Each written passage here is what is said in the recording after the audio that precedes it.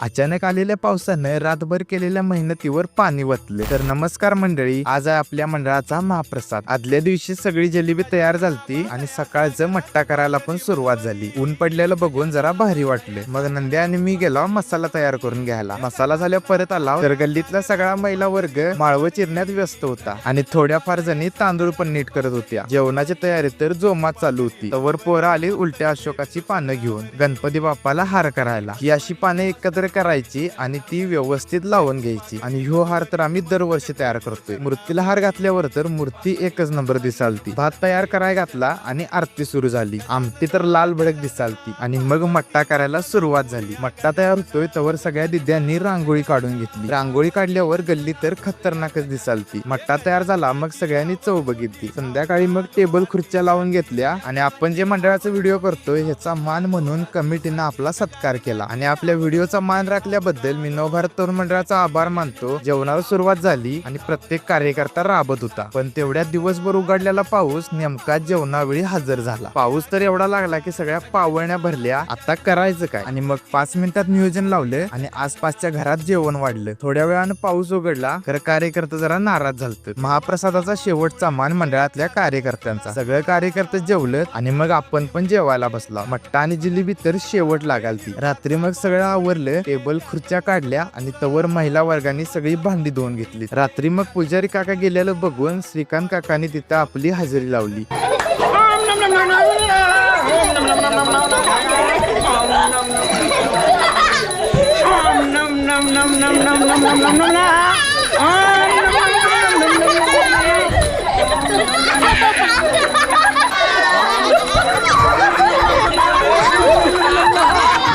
लागलंच भांडी घेतलीत आणि परत देऊन आला.